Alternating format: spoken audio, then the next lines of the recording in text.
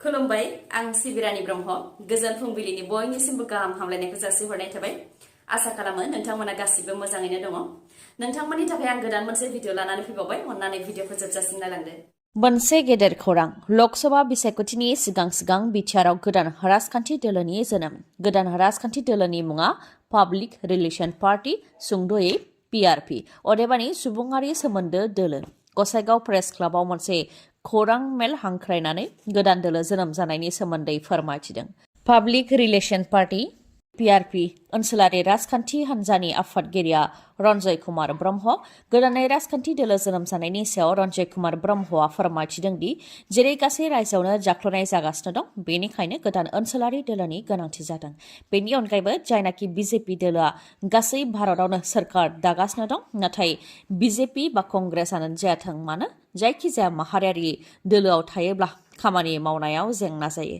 जायखिजाया खामानिनि थाखाय दिल्लीयाव थांनानै गोजौ थाखोनि बिबानगिरिफोरजों सावरायहैनो गोनां जायो जेराव बिथांमोनहा जोंनि आसामनि जेंनाखौ बुजिया बेनिखायनो जौगानायनि खामानि मावनो थाखाय ओनसोलारि दोलोनि गोनांथि जानायलाय गोदान राजखान्थि दोलोनि जोनोम जादों होननानै फोरमायथिदों फारसेथिं डक्टर हेमन्त बिश्व शर्मायाबो दोलोफोरनि गेजेराव नांज्लायहोदों आरो ओनसोलारि दोलो BPF बा UPPLआनो जायाथों मानो नांगौबायदि रायजो राजाफोरनि थाखाय खामानिखौ मावनो हायाखै बेनिखायनो गोदान राजखान्थि दोलो जोनोम जानांगौनि गोनांथि जानायलाय गोदान राजखान्थि दोलो PRPआ जोनोम जादों होननानै फोरमायथिदों जेराव मोजां दैदेनगिरिफोर दं आरो गोबां मददबो मोननो हादों होननानै फोरमायथिदों PRP दोलोनि आफादगिरि रन्जय कुमार ब्रह्मआ आर्मियाव मावनाय प्रसेनजित बसुमतारीखौ मैया जोबथा बिदाय होबाय अरुणाचल प्रदेशनि टावांआव मोब्लिब बोगथाब जानानै रुंसारि जादोंमोन प्रसेनजित बसुमतारीया बिथाङा चिरां जिल्ला बिजनी महकुमानि सिङाव थानाय आमगुरि थानानि सिङाव थानाय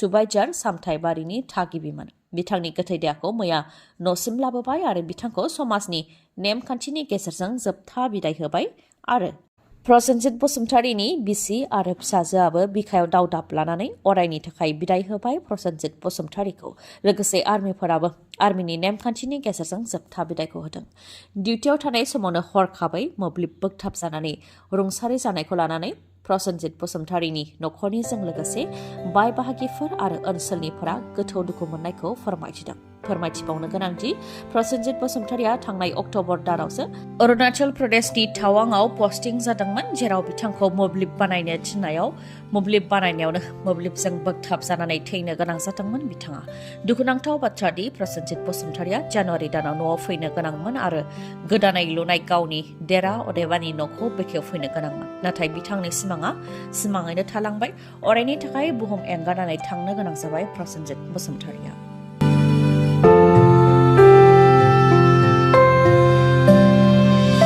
सोरनि खाफालाव दङ रेन्ज रभारा सोरनि सिमांनि रानि जाखो हावलि राजमेलानि बेसेन गोसा गारि रेन्ज रभारा 2 दान नेनायनि उनाव हावलि राजमेलानि लटारिया मैया जोबनानै थांबाय जाय लटारि गेलेनाया आसामाव गोबां मुंदांखा जानायजों लोगोसे गुबुन रायजोनि सुबुङाबो बे लटारिखौ लादोंमोन आसामनि लटारि खेलाफोरनि मादाव बांसिन मुंदांखा हावलि राजमेलानि लटारि खेलाया जेराव 100 राङावनो लाखनि बेसेन गोसा गारिफोर मोननो हायो जेरै गिबि बान्थाया 76 लाख रांनि रेन्ज रभार गारि बेबायदिनो लाख बेसेननि बेसेन गोसा गारिफोर टयटा फर्चुनार महिन्द्र स्कर्पिय क्लासिक स्क'डा कौशाक टाटा नेक्सन आरो बायदि बेसेन गोसा गारिफोर गासै 21 गारिफोर नोंथाङाबो जुदि राजमेलानि बे लटारिखौ लादोंमोनबा नोंथांनि खाफालावबो बेसेन गोसा गारिया जाखांदों नामा बेखौ नोंथाङा नायनो हागोन गिबि प्राइजनि थाखाय अनजिमाया 478659 नैथिनि थाखाय 176357 थामथिनि थाखाय 209749 ब्रैथिनि थाखाय 180044 बाथिनि थाखाय 193286 आरो बेबायदिनो माखासेखौ नोंथांमोना मबाइलनि स्क्रिनाव नायनानै लानो हागोन थांनाय 9 डिसेम्बर अदेबानि सनिबार बेलासि समाव क'क्राझार जिल्लानि दतमायाव ग्रेनेड खुबैनाय जाथाय जादोंमोन गलादार समेन सरकारनि गलायाव ग्रेनेड खुबैदोंमोन बे जाथायखौ लानानै कमतापुर लिबारेशन अर्गानाइजेशन KLO हाथियार लाग्रा आफादा सिमा लादों गांसे खौरां बिबुंसार फोसावनायनि गेजेरजों KLO उदखारि हान्जाया सिमान लादों खौरां बिबुंसारनि गेजेरजों KLOनिफ्राय फोरमायथिनाय बायदिब्ला KLO आफादखौ राङारि मदद होनो थाखाय गलादार समेन सरकारनाव थांनाय 1 डिसेम्बरावनो रां बिनाय जादोंमोन। गांसे लाइजामनि गेजेरजों रां बिदोंमोन, नाथाय समसिमा बारलांनायनि उनावबो गलादार समेन सरकारा KLO आफादजों जेबो सोमोन्दो लाखियाखै, अदेबानि जेबो फिननाय होआखै, जायनि जाहोनाव KLOनिफ्राय बिथांनि गलायाव ग्रेनेड खुबैनाय जादों होननानै फोरमायथिदों। लोगोसे उननि समाव रां हराब्ला बेनिफ्राय आरोबाव गोख्रोंसिन राहा लानाय जागोन होननानै गलादार समेन सरकारखौ हुमखि होदों KLOनिफ्राय। ओजोंहाय खुबैनाय ग्रेनेडआ नंखाय ग्रेनेडसो होननानै फोरमायथिदों मन्त्रि उरखावग्रा ब्रह्म बिथाङा। बे खोथाखौ SPआ मिथिहोदों होननानैबो फोरमायथिदों मन्त्रि उरखावग्रा ब्रह्म बिथाङा।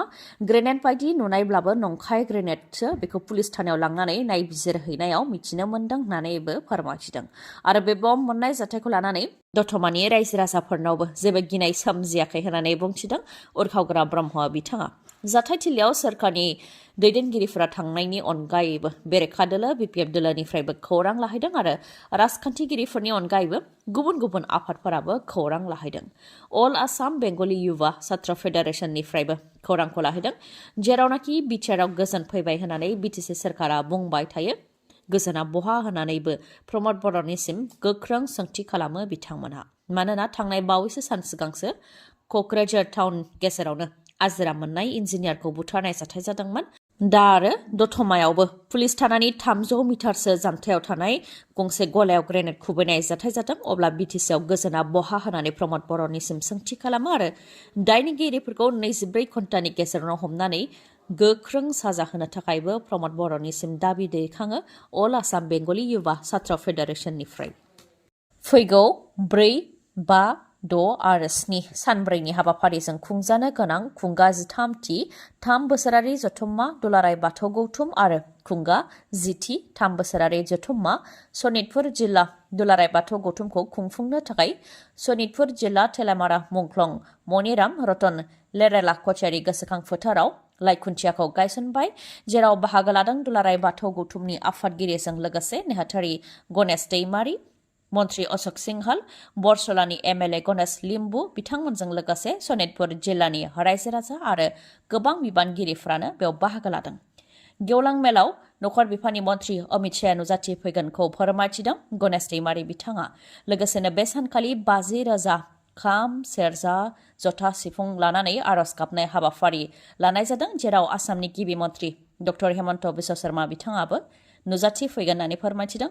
आरो बिथांमोननि अनगायैबो बाथौ सिबियारिजों लोगोसे गुबुन गुबुन धोरोमनि सिबियारिफोराबो नुजाथि फैगोन होननानै फोरमायथिदों। बेनिखायनो रायजो राजाफोरखौ बेयाव नुजाथि हैनानै मदद हैनो थाखाय खावलायहरदों गणेश दैमारी बिथाङा। प्रमद बर' बुंनाया सैथो जाखो ना हाग्रामा महिलारि बुंनाया सैथो जाखो? बेनि सायाव रायजो राजाफोरनिसिम सोंथि खालामदों BPFनि लाइमोन गांखंनि दैदेनगिरि कास्टम बसुमतारिया। फोरमायथिनो गोनांदि 14 नं चिरां दुवार BTC बियाबनि सिङाव थानाय खुंग्रिंआव BPF दोलोआ गेदेर जयनिं हाबाफारि लादों, जेराव गोबां सुबुंफोरानो जयेन जादों। बे जयनिं हाबाफारियाव बाहागो लानानै बेफ्रुसार बिबुंथि होदों कास्टम बसुमतारिया। कास्टम बसुमतारिया बुंथिदों दि खुंग्रिं ओनसोलनि रायजो राजाफ्रा सिगांनि समनिफ्रायनो एबसुजों गोबां ओंखारदों आरो BLT आरो NDBखौबो गोबां मदद होबोदों। प्रमद बर'नि दैदेननायाव जानाय सोमावसारनायावबो राजा लामा जथेनाय, रेल लामा जथेनायफोराव गोबां बाहागो लाबोदोंमोन, नाथाय BTR गोरोबथा जानायनि उनाव जेरैबायदि मोननो नांगौमोन बेबायदि मोननो हायाखै खुंग्रिं ओनसोलनि रायजो राजाफ्रा। जेरावनाखि प्रमद बर'आ बर'फोरनि जेंनाया सुस्रांजायागौ मानि MLA मन्त्रि जाया होननानै बुंथिदोंमोन आरो आमिनगावआवबो गोबां बर'फोरखौ समायखिरा लाहोदोंमोन।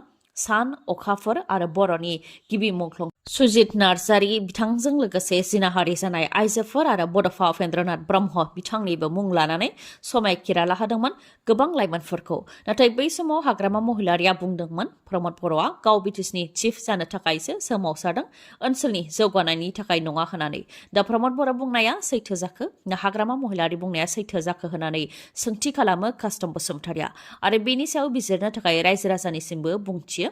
लोगोसे कास्टम बसुमतारिया बुंथिबावोदि BTR गोरोबथा जानायनि उनाव प्रमद बर'नि खुगायावल' गोजोन, नाथाय सागानगिरिफोराबो गोजोन गैया, थिकादारफोराबो गोजोन गैया। प्रमद बर' थायोब्ला BTCआव थिकादारफोरा खामानिखौ मोननाय नङा होननानै फोरमायथिदों। बेफार फालांगियाव लोरबां जादों, फरायसाफोराबो गोजोननाय गैया। MA, BA, TET उथ्रिसारनायफोराबो साख्रि मोननो हायाखै। बेनि अनगायैबो गोबां NDB-फोरानो जोबथेसालियाव दं आरो जायफोर बायजोआव दं बिथांमोनहाबो मान मर्यादाजों नखर सालायनो हायाखै होननानै बुंथियो कास्टम बसुमतारिया। गोबां सावरायनायनि उनाव BJP दोलोआ बिष्णु देवसाई बिथांखौ छत्तीसगढ़नि गिबि मन्थ्रि खालामनो थांखि लाबाय। 59 बोसोर बैसोनि बिष्णु देवसाई बिथाङा ट्राइबेलनि गागि दैदेनगिरिमोन। बिथाङा मिरुनि बारग' मन्थ्रि जानायजों लोगोसे BJPनि रायजोनि खेबथाम आफादगिरिबो जादोंमोन। 12 नङाबा 13 डिसेम्बरावनो बिष्णु देवसाई बिथाङा छत्तीसगढ़नि गिबि मन्थ्रिनि समायखिराखौ लासिगोन। गाहाय मन्थ्रि नरेन्द्र मदि बिथांनि नुजाथिनायाव बिष्णु देवसाई बिथाङा समायखिराखौ लागोन। छत्तीसगढ़नि अनगायैबो मध्य प्रदेश आरो राजस्थानावबो थाबैनो सावरायलायनायनि उनाव गिबि मन्थ्रिखौ सायख'गोन होननानै मिथिहोदों BJP दोलोनिफ्राय। गोजोन्थों खौरां। बे गोजां बोथोरनि समाव नोंथाङा मटर साइकेल बा स्कुटि बायनो सानदोंबा नोंथांनि थाखाय गोजोन्थों खौरां। चिरां जिल्ला काजलगावनि MMH अट' हन्डा श'रुमा नोंथांमोननि थाखाय बायदि बायदि अफार लानानै फैदों। गोथार बर'दिन सानजों लोब्बा लाखिनानै नोंथांमोननि थाखाय गेदेर अफार होदों MMH अट' हन्डा श'रुमा।